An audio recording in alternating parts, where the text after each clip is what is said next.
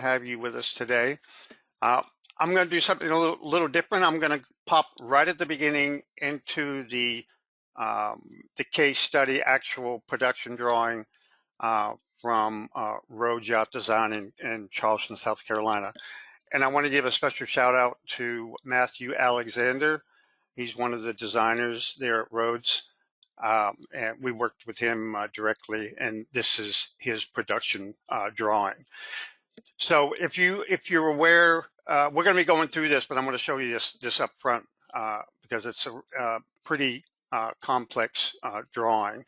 So basically, he has all. Now let me tell you what this is. Let's just zoom in on that. Now this is what you could call it a jig and a fixture. Okay, where the jig lines the parts up. This lays on the floor or on a platform, and you see it's got these interconnecting like puzzle piece parts that they assemble on a platform or directly on the shop floor, so that automatically aligns, their assembly as they build the part for this particular part of the yacht. And so it's a fixture because it holds it in place, obviously, during the assembly of the yacht. So all of these parts are 2D drawings, okay? And here's a look at it assembled.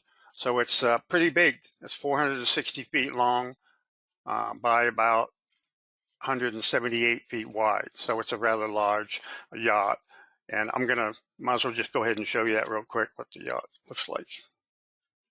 Okay, so here's the case study that we put together with Road Yacht Design. So here's a picture of the yacht that we're talking about. Okay, so I believe the jig and fixture is just for this top area right here.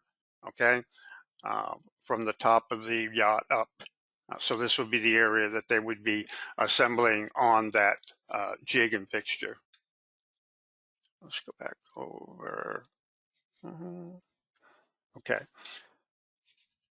So they got a lot of parts in this drawing. So there's a lot of different combinations of fixtures that they put together, and they have them all set up in this drawing right here. So all the parts are laid out.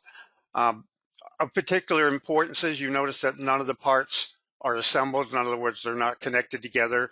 None of the parts overlap. So that's a criteria that you have to meet in order to do the nesting.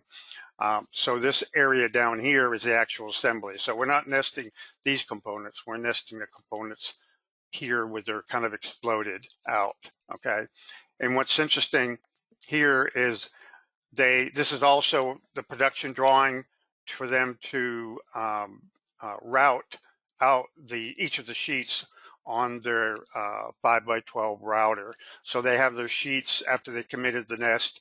They put the different combinations of parts and sheets, lay them out right here, and then they can, if you go over here, we're actually in the mill module where they have all of their toolpath operations.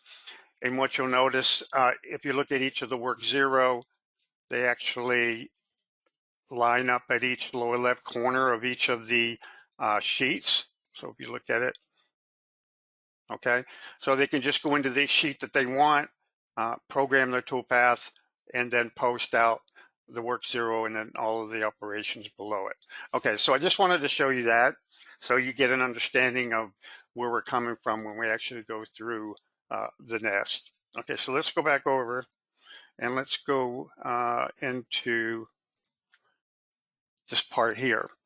So you see all I have on the screen is the exploded jig components. And again, these are 2D drawings, and they lie on the XY plane. There is no Z height in here, so it's just a 2D drawing.